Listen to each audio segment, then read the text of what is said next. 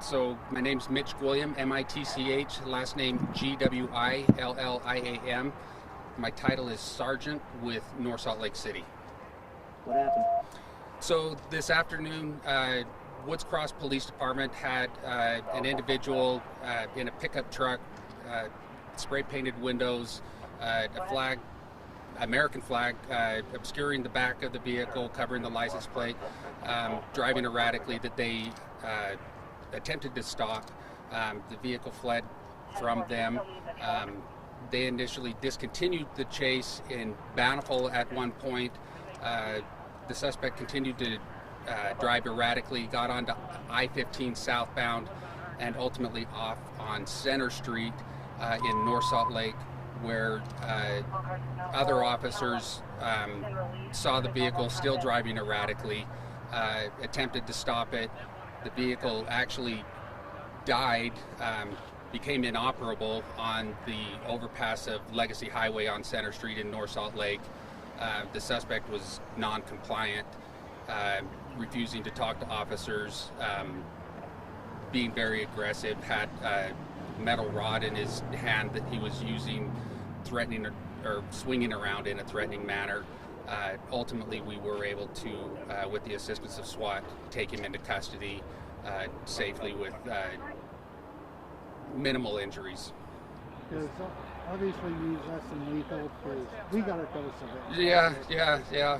Oh, everybody got a dose of less lethal on that one. They did use 40 millimeter foam rounds, as well as gas rounds and OC rounds.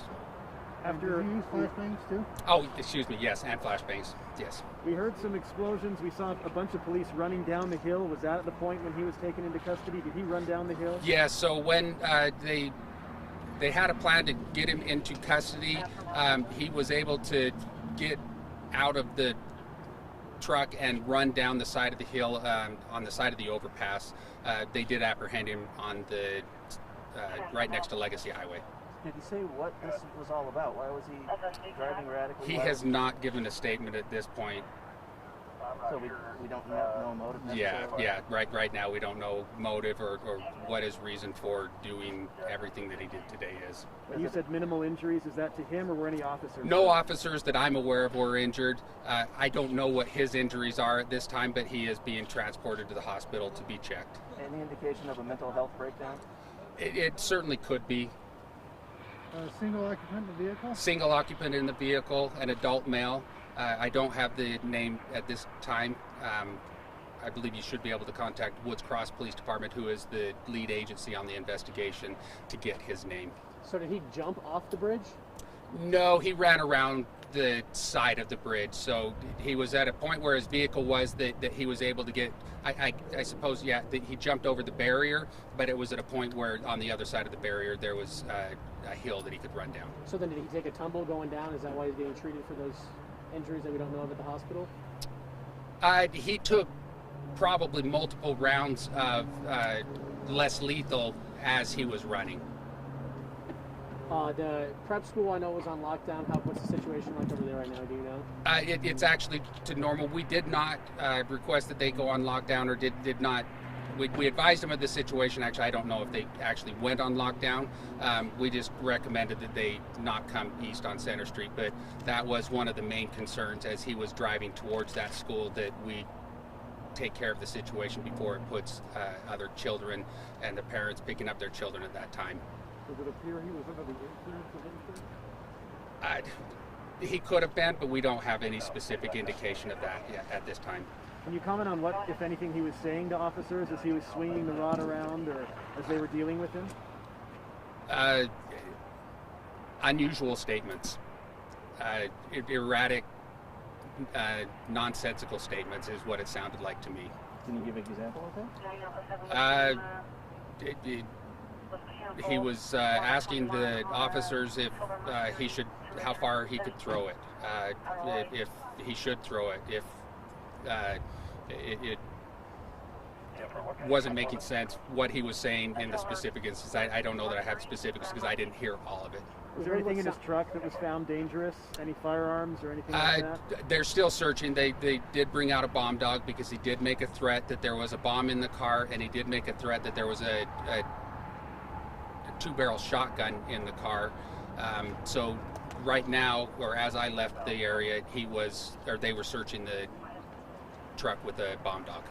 We heard on a standard that the sergeant or the SWAT commander said, "Okay, we've had enough. It's time to make our move and apprehend the suspect." What does it take for that to happen? How long did they negotiate in this situation? How long did that last? So what ultimately the threat level escalated by him to the point where on top of making the threats with the firearm and a bomb, he was using what appeared to be a lighter fluid or a starter fluid for his vehicle with a lighter and possibly trying to start his truck on fire. So there was definitely an additional safety risk that escalated at that point. Agencies that assisted. Why? Agencies that assisted, so Woods Cross Police Department is the initiating agencies, Bountiful Police Department, North Salt Lake Police Department, Highway Patrol, North Davis Metro SWAT, as well as Bountiful SWAT. Off the top of my head are the agencies. The Centerville Police Department. I hope I'm not missing any, but that's the ones that I'm aware of. Yeah, there was a lot of concern as he was driving through the area on how he was acting. Did you get the public out of the way for all this? That by the end, was all the public gone? Yes, yeah. So we actually requested the Legacy Highway be closed off just because of, and blocked off both ends of the overpass so that nobody could get into the area. And up here on Center, was there any members of the public that were parked? Or? No. So Fortunately, it was just a lot of cops. We saw a SWAT team member driving away. It looked like he had a busted lip. Is that from this? Was there any injuries to any SWAT team members? I don't know. I wasn't aware of that. There wasn't a lot of blood, but there was a guy with blood. Yeah. But he didn't get. He didn't look like he was being treated. He just went out with in another SWAT officer's personal car. Oh, okay. Yeah, I wasn't aware of that, so I don't know. I apologize. There's bike trails here. We saw people going up and down, also people walking. Do you advise anything to the public when a situation like this arises? Had anybody come close enough that we felt that they were in jeopardy, we would have tried to get them out of the area.